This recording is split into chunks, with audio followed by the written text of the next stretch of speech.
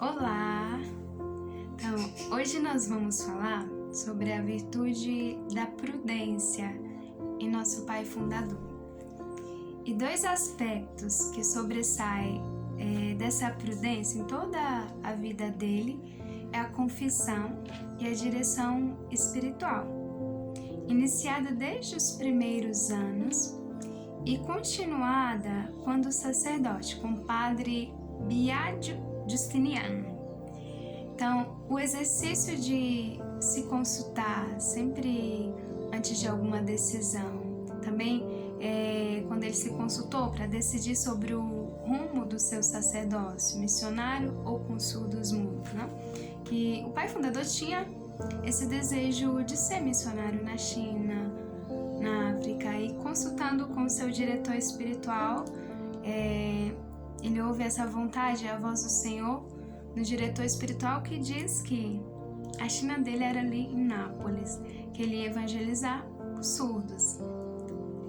E também esse caráter prudencial no que diz respeito à própria fundação e à condução da nossa congregação, das Irmãs Salesianas dos Sagrados Corações. Então, é mais que manifesto o critério verdadeiramente prudencial, mas bem como também eclesial dele, que quis confiar a si mesmo e também confiando a sua obra ao bispo. Então, o traço habitual da virtude da prudência que encontramos no seu espírito, encontramos também nos testemunhos que escrevem sobre ele, que dizem, não? Ele era muito calmo, reflexivo, silencioso, minucioso nas suas coisas, detalhista.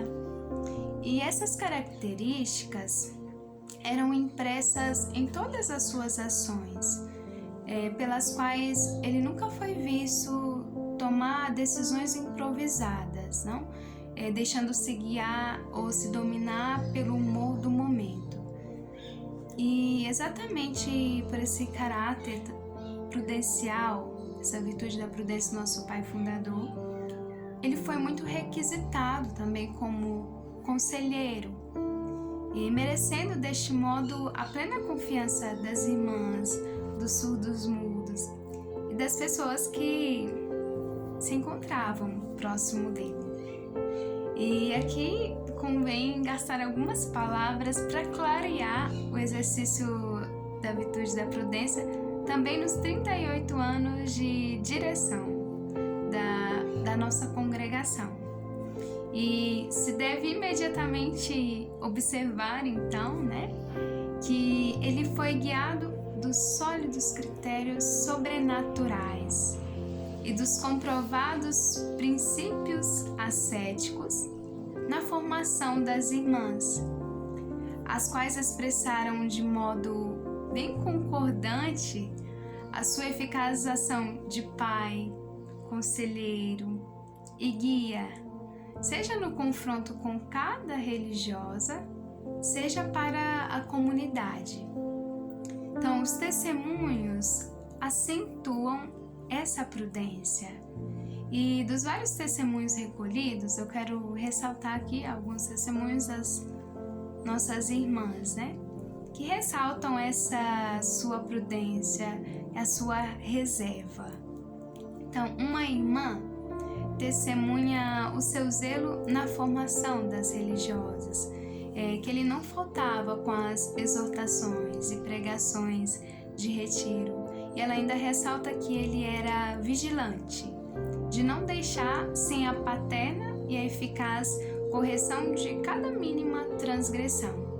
E ainda acrescenta dizendo, ela vai dizer: posso dizer que quantos se beneficiavam do seu ministério de confessor e diretor ficavam sempre surpresos pela sabedoria, prudência e piedade do seu ministério, e que ele refletia sempre antes de agir.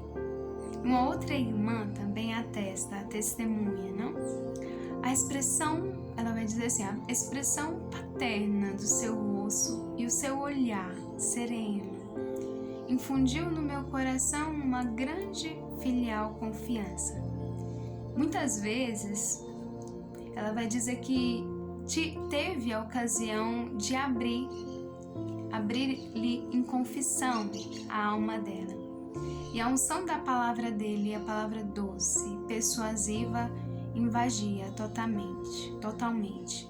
Então, qual santo, ela diz, o seu espírito de compreensão exercia sobre a minha alma eficaz encanto. Reforçada dos seus sábios conselhos, ricos de experiência, o exercício da perfeição me parecia fácil. Então, essa irmã testemunha essa beleza e profundidade da prudência do pai fundador, dizendo também que ele sabia ler tão bem no coração das suas jovens formandas. Então, era um profundo psicólogo e conhecedor esperto do coração humano. E com quanta mestria a irmã testemunha, ele indicava a quem a ele se abria, com filial confidência, o suco para cultivar, para fazer progresso na perfeição religiosa. E ainda um outro testemunho de uma outra irmã nossa vai dizer: quando eu ia a ele pedir conselho e o encontrava, não sempre como um pai doce e afável.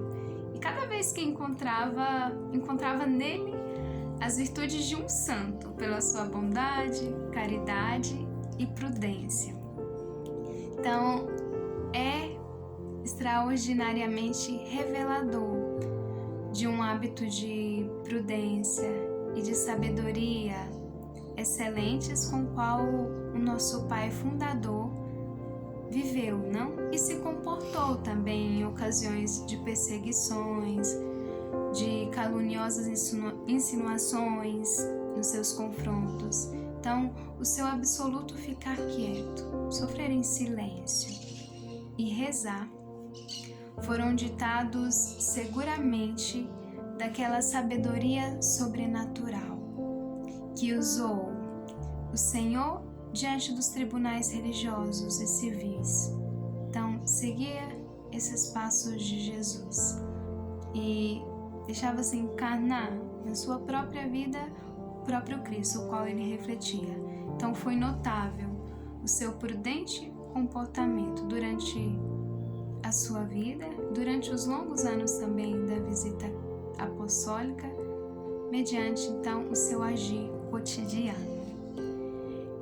Então, que o nosso pai fundador, ao contemplar essa virtude da prudência, que o nosso pai fundador interceda por nós, que nós possamos aprender dele, não? Neste caminho da perfeição cristã, para que, assim como ele, nós vivamos a virtude da prudência, deixando-nos sermos guiados pelos sólidos critérios sobrenaturais, em tudo buscando escutar a voz de Deus e seguir o seu querer, para viver segundo a vontade de Deus.